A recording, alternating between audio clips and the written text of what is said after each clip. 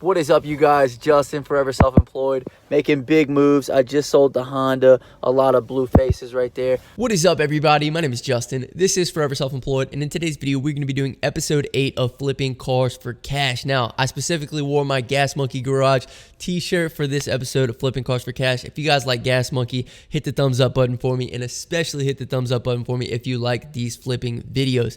Last flipping video, we got 107 thumbs up, so let's make sure we crush that in this video. In this one, I'm going to be taking you guys through the purchase all the way through the sale, and this was one of my harder flips to date. You know, it spanned over the course of 5 weeks. There was multiple people who viewed it, tons of ups and downs, and so I'm going to go ahead and tell you guys what I learned through the process and take you guys through the journey with me. So let's go ahead and get started. This car was a 2008 Honda Civic Coupe with 102,000 miles on it. Purchase price was $3,300, negotiated down from $3,700, and after gas to bring it back and taxes, we were in the car for a total of $3,600.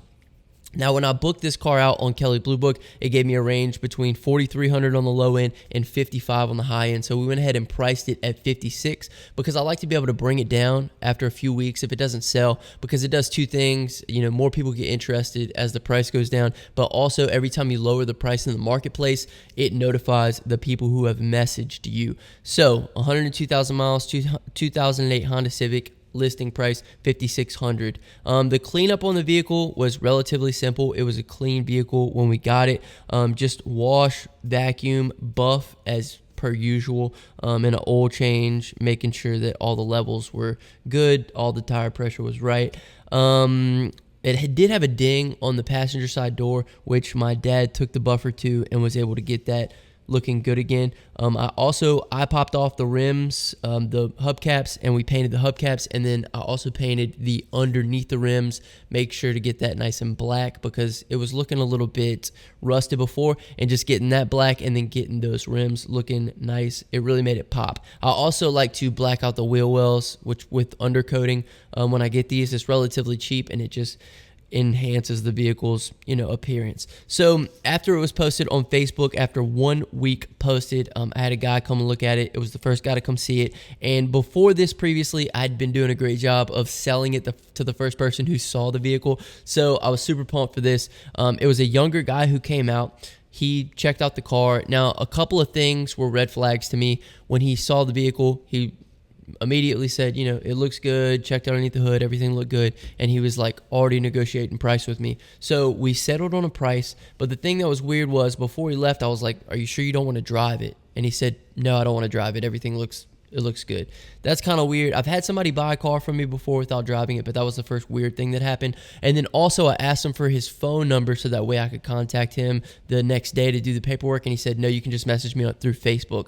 So with those two things happening, I felt a little weird about it, but I had a streak of selling the car to the first person I showed it to, so I was a little optimistic. Unfortunately, I messaged him the next day to meet. He never messaged me back, and so he really wasted my time, which is not cool to do. After that, I decided I want to change a few things up. I really wasn't getting a ton of traffic on the post.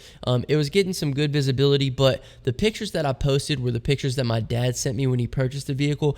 And the thing is that those pictures weren't really the best. So I knew that I needed to update those and put in new pictures. So we went ahead, washed it, buffed it down again, and I brought it out to a spot that I love to take pictures at. There's a nice background, the daylight. I usually take pictures in the later afternoons just because the lighting is perfect, and as you guys will see in these pictures, the new pictures were much better than the older ones, and it just kind of set it off. I think pictures are one of the biggest things because people are looking at it and they start fantasizing about what this car is going to be like. Can they see themselves in it? So when the pictures are right, it puts them in the right mind frame of I really want to purchase this vehicle. So after the first guy, that's what we did. I took new pictures and I dropped the price. I actually relisted it all together. So better angles, better photos. So after 3 weeks, I showed it to a couple. Wasn't any warning signs with this. Actually, somebody I knew had referenced them to me. We had mutual Facebook friends. So they were like, he's a trustworthy guy. You guys can go check it out. So it was a couple that came see it. And this is another lesson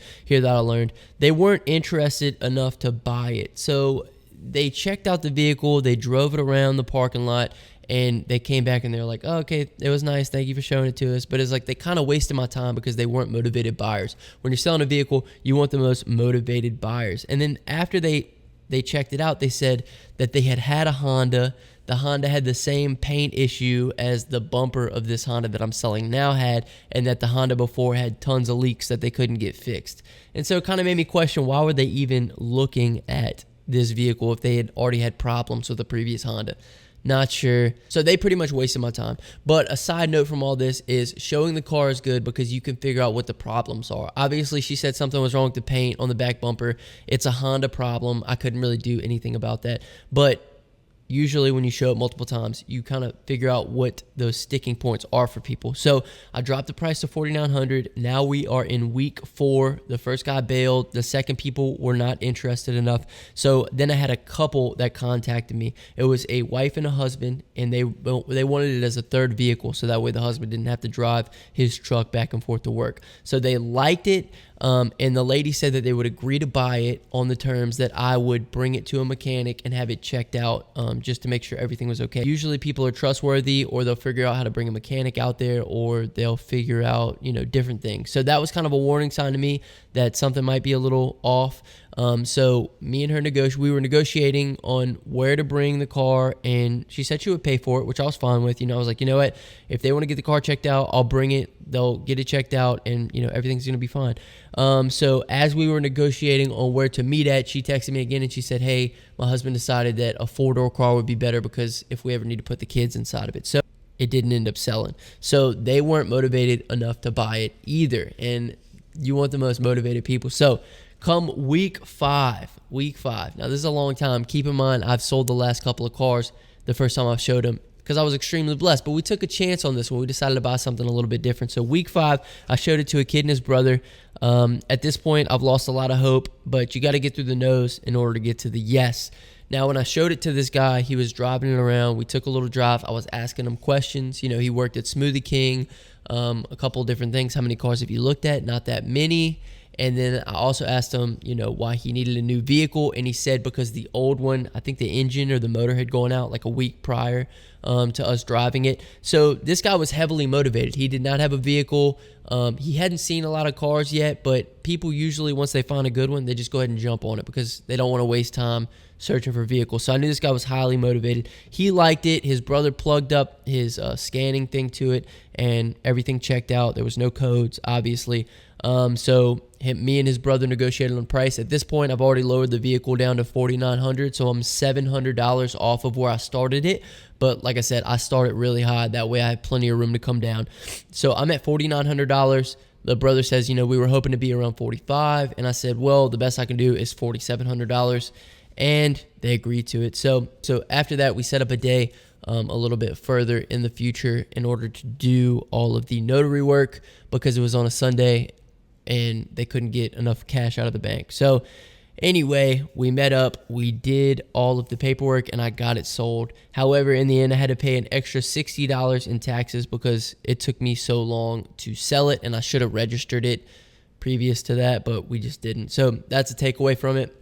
But also a couple of other things that I want you guys to take away from this, or that I took away from this, is that we won't be buying 2-door cars for a while. I think that it's a little too niche of a market. Obviously, this was a younger kid who liked a 2-door car. I bought a 2-door car right out of high school, but I just would rather appeal to the largest market possible. So going with a 4-door Honda would have been a little bit better. Obviously, we found a good price on this one. We didn't find a good price on a 4-door, but we will most likely not be buying any more 2-door vehicles. Also, another point is that the price point was too high.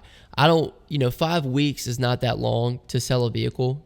Obviously people probably take longer to sell their own vehicle. However, the quicker you can turn around, the quicker I can buy something else and reinvest. So we would rather stay at a price point closer to around $3,500. So for the next vehicle we buy, it'll most likely have 4 doors. It'll most likely be priced somewhere around $3,500, just because I think people are more comfortable buying vehicles there, especially used vehicles.